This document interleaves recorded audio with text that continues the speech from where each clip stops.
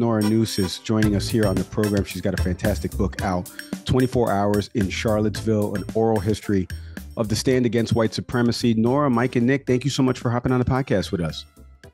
Thank you. You know, Nora, this book is, I was telling you this off air, I'm going to bring it over here, but like, I love reports. You know, when you were a kid, you got to do a book report. You did a book that is a report. It's a report on everything that kind of happened back in 2017 in Charlottesville. I think at least for me, I can only speak for myself. A lot is lost about that event over the 2 days, right? We all seen the images of the torches and the white supremacists in the town, the car driving through the crowd the next day on Saturday at the Unite the Right rally. Can you take our audience high level 30,000 foot overview about the book itself and then the events of those 2 days as you covered it in your previous job? Sure. Well, I think the book really is a report on what happened in Charlottesville, not just August 11th and 12th, 2017, but really that whole summer, which locals call the Summer of Hate. And there's this idea among the mainstream media and the kind of national media that what happened in Charlottesville is that white nationalists came and then rammed a car through a crowd of counter protesters and killed one of them. Technically, that is true, but that's really not how it happened. There was a long lead up to this enormous, the largest in the modern era gathering of white nationalists at the time. And the book shows how officials were warned repeatedly that this was going to happen, that violence would happen. And were largely, these activists and anti-racist activists largely were ignored. And so culminated in the attack on August 12th, really was part of this much wider trend line that continued, of course, all the way through January 6th and into the present day. No, I'm glad you just connected the dots between Charlottesville and January 6th.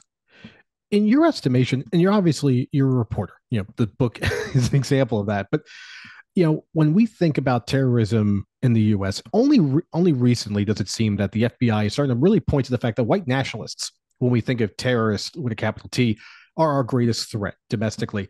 In the reporting you've done for this book and just your awareness of sort of national events, are we putting enough emphasis? I mean, we're hearing lip service, or we're hearing that at the federal level, sometimes at the states.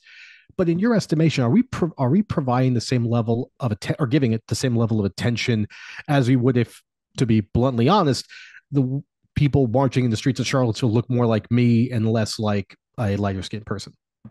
Like me. Yes. I mean, absolutely. That is the kind of the crux of the larger problem here, that we had a war on terror, and it was when it was on brown people.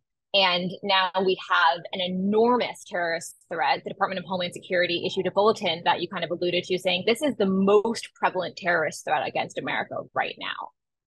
And there isn't the level of public outcry and concern about stopping the threat.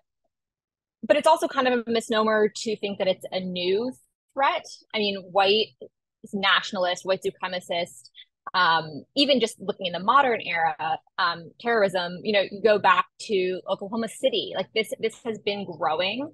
And then I don't know how deep into American history you want to get, but this is a country that was formed on white supremacy. And so, of course, you're going to have a problem then when years later, white supremacy is the largest terror threat to the United States. And I'm not just saying that as in a hypothetical, theoretical idea. I'm saying that our federal government, the DHS, Department of Homeland Security, the FBI, have looked at data and threats and intelligence and said these are the people who are concretely planning attacks and violence on our communities. I'm chuckling for those of you who were seeing this video, because as you said that this was not the genesis or the nexus, because I agree with you on that. Oklahoma City is a good example. You know, Nora, when we think of the history, and let's keep it to, say, post-civil rights, you know, Charlottesville recently feels like that just watershed moment for, I think, in modern news coverage. But, you know, you mentioned Oklahoma City. Like, are there previous events that we don't emphasize nearly enough and sort of draw a connection to where we are right now? Again, you connect the dots from here through January 6th, but For you, prior to Charlottesville, is there a particular event that stands out that, maybe if we'd given it the same level of attention as we did to, I want to be careful with how I talk about 9/11 in this case, but, with that kind of thrust of attention that we perhaps may have missed? Absolutely. And there's a series of white nationalist kind of attacks, for lack of a better word, on other kind of small, seemingly liberal college towns and on gatherings of anti-racist activists for the couple of years leading up to August 12th in Charlottesville. There was the attack in Berkeley. There was in Portland. There was a white nationalist versus anti-fascist battle, for lack of a better word, in Kentucky a couple of years before. And so a lot of the activists in Charlottesville, before, quote unquote, Charlottesville happened, we're saying, look at these other events. Look, we can see some of the same players are organizing in the same way. And what did make Charlottesville unique is that a lot of this nascent alt-right movement was growing online. And it was after the presidency of Donald Trump that a lot of this came out into the open, that these people felt like they could come out and march in the streets without masks, without hoods. And there were actual predecessing events that, the government and the police and intelligence community could have looked to know that Charlottesville was going to get messy. But it was at the time, the largest modern gathering of white supremacists, white nationalists in modern American history. And so it was unprecedented in that way.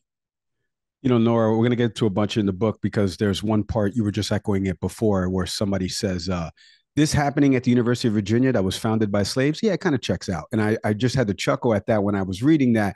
And there's a bunch of things in the book here that I wanted to ask you about, specifically around Nick was talking about preparedness, right? And some of these events. It seems like a lot in this book speaks to a lack of preparedness from the state, from the president of the University of Virginia, not even knowing that they were going to go over to the statue with the torches. And somehow the white supremacists convinced the police that they were just going to go there and read a speech. Like, what at any point as you're doing your reporting and you're trying to find a through line to this, does the lack of communication from officials on the ground there, state and local level, any point you scratch in your head, any point are you like, why didn't they do this? Why didn't they do that? Why are we helping the folks that have the hate speech and the torches and not the people that are protesting against them? What was kind of that through line for you as you were writing this book and seeing the breakdown and miscommunication?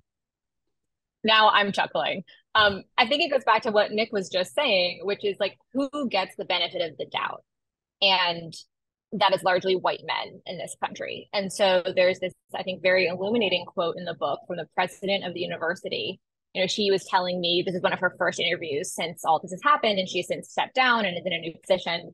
And she was telling me that they actually called the police. The white nationalists called the police the night before their big march on, or the night of the march on UVA's grounds. This is the kind of Vice documentary that you may have seen, the white supremacists with the torches screaming, "Jews will not replace us." That night, they called the police and they said, hey, we're going to have a march tonight, but don't worry, it's going to be peaceful. We're going to stay on the streets, which is public property. Just wanted to give you a heads up. And I asked the president of the university, why did you believe them? And, I think she was given an enormous amount of misinformation and not enough information from people. And I don't entirely think anything is like her fault. But what she said to me was, well, both of the organizers of the march were UVA graduates, and we have an honor code.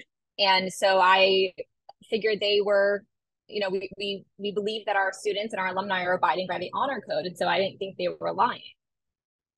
And I don't think that benefit of the doubt institutionally would have been given to a group of people had they not been white men.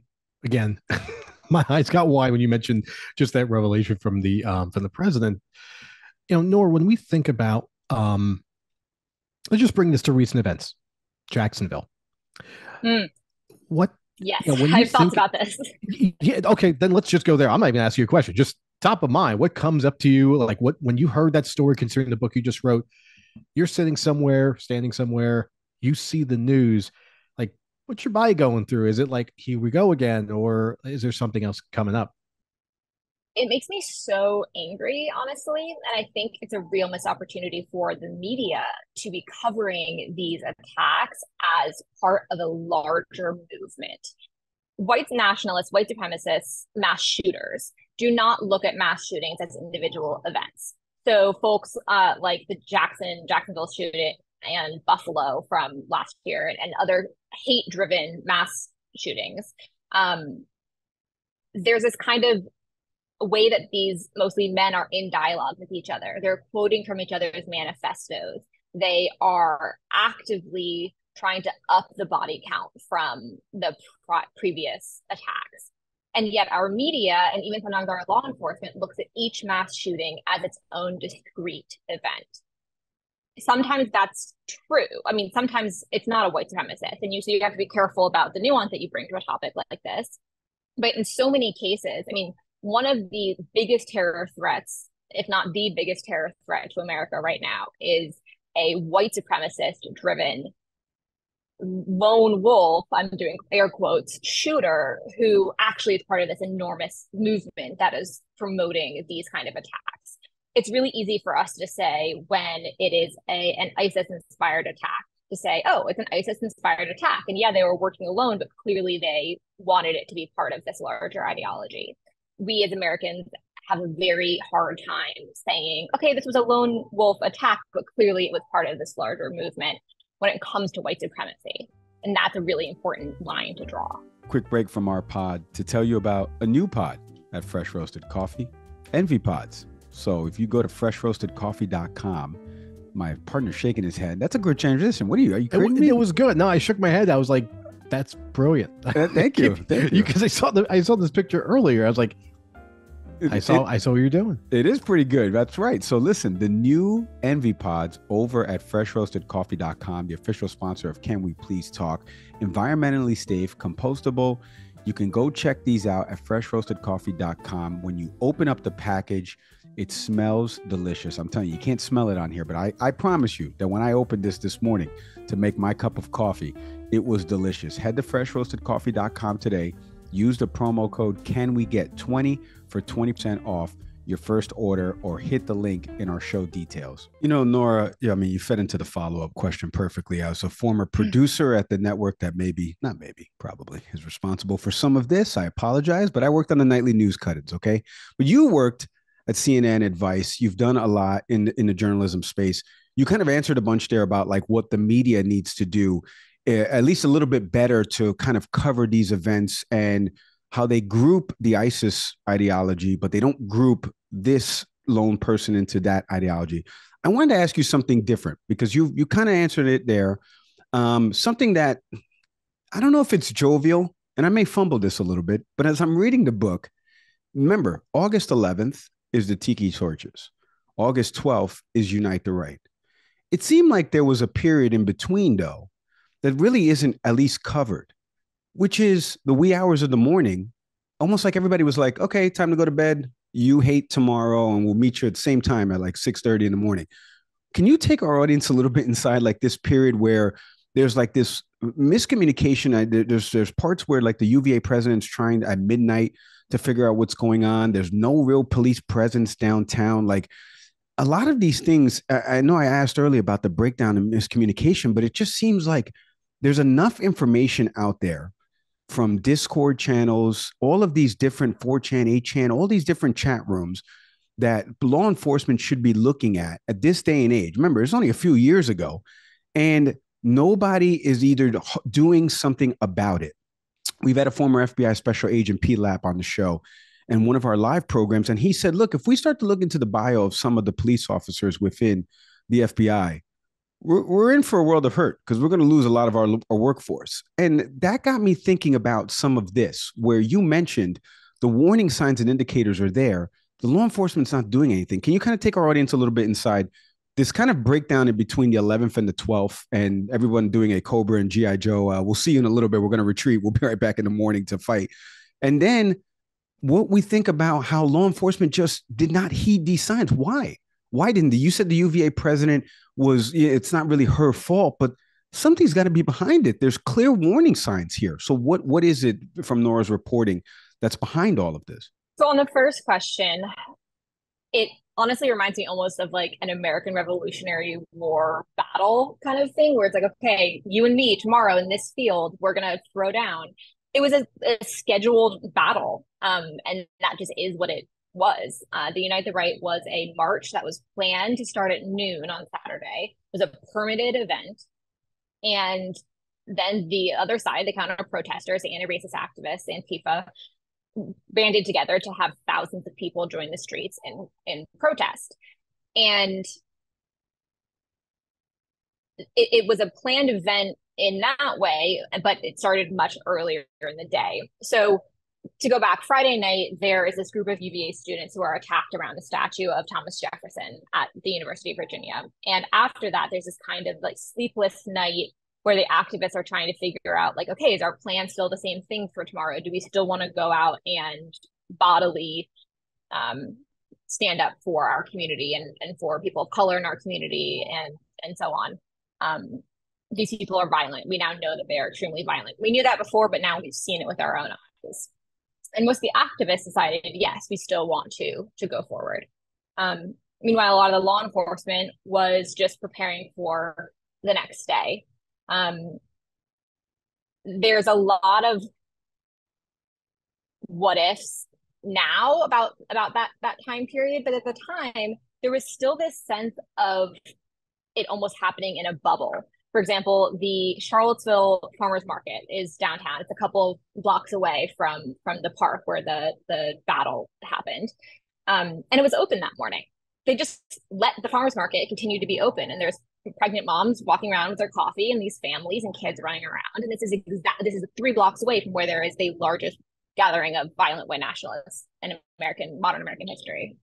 And that we knew was coming and was planned and had a city permit. And so it was a lot of kind of cognitive dissonance, even for leaders. I mean, the Brian Moran, who's the state safety secretary of, gosh, I forget his title now, but he was the governor's right-hand man in terms of Homeland Security for the state. And he was walking around saying, like, what is going on here? Like, how has the city not told people?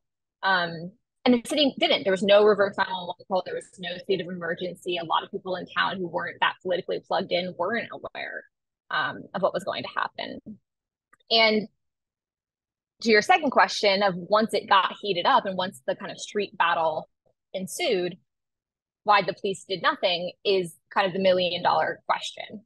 The charitable interpretation is that they were scared and didn't want to escalate the continuum of force, that if they started arresting people or if they pulled out a gun, then all these other militia members, white nationalists who were much better, more armed than they were with assault rifles and such, would open fire in a crowd and it would become a bloodbath in the streets of Charlottesville. A charitable interpretation is that the restraint showed by the police in letting people fight it out amongst themselves may have saved greater violence in the end. That's charitable, I say. Another understanding is that a small town police department was just not equipped for this. And the state troopers came in to help.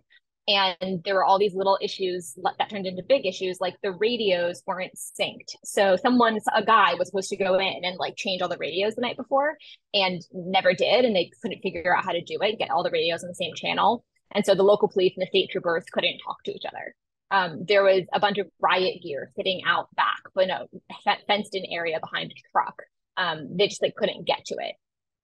The police were all told to stand behind the barricades and watch it happen, and so they did.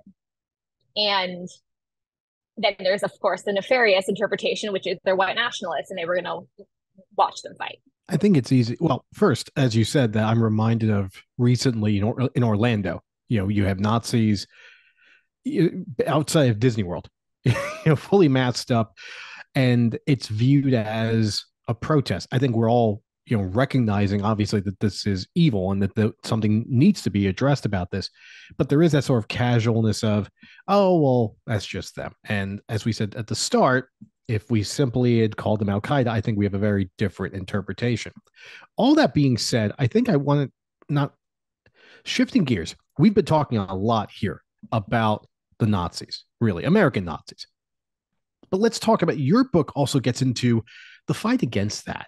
What we sometimes label, what we label as Antifa, what we label as, social justice warriors and all these, negative terms sometimes. But there were people who tried to fight the good fight, tried to make us all aware, who even now, through anti-racism and other efforts, are trying to really wake America up to this. What was your assessment about their efforts nationally? What are you seeing from the dialogue and discourse they bring to these conversations and their activities, which do not result in wearing masks and, standing out with swastikas and guns in front of a children's amusement park? Yeah. I think there often is, especially with Antifa, this like boogeyman idea, especially among right-wing media. But this is a kind of long-term phenomenon in this country of people standing up for the marginalized, and people who are anti-fascist, that's what Antifa stands for, are not all members of a militant radical group. And there are a lot of anti-racist activists, social justice activists, who are all part of this kind of contingent that came out in Charlottesville, combined with an enormous progressive clergy presence. There were very many, both of kind of every faith tradition, progressive clergy who were on the front lines against the white nationalists. And I think the thing to understand about Charlottesville, and maybe is one of the biggest takeaways from the book, is that it was these people who were actually going out and doing the intelligence gathering, who were doing the Discord and DM infiltration. One of the leaders, Emily Gorsenski, put together a full dossier of the violent threats against the people of Charlottesville, presented it to city council, said, please deny the permit to these people to come. And the city council thought that their hands were tied legally because of a free speech issue. And so, which, is a whole kind of separate issue that we can get into. But there was a lawsuit the night before the rally. They ended up allowing the rally to continue. And so it's these citizens that are the ones who are actually raising the alarm, had the intelligence, had the information, and if they had been listened to more, deaths could have been prevented.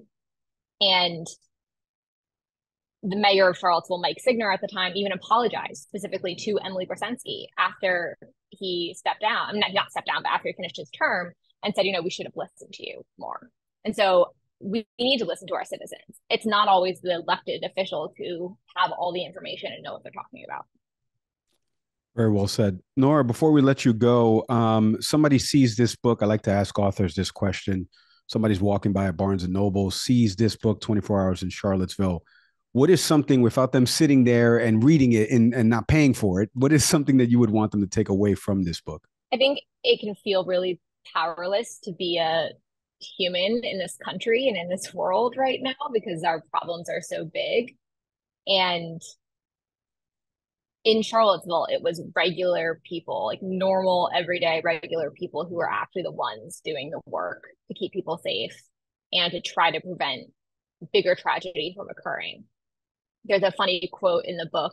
Someone says, yeah, like we didn't know what we were doing. We were running out to buy cases of LaCroix when we were having these like trainings for people of how not to get killed by neo-Nazis. And there's something about that just strikes me, because it's like, yeah, we're going out and buying cases of LaCroix in someone's backyard while we're trying to figure out how to defend America. And it is just regular people. There's this sense that I think even among the city councilors, they were looking to the lawyers to tell them what to do. The lawyers were trying to interpret precedent to look what to do.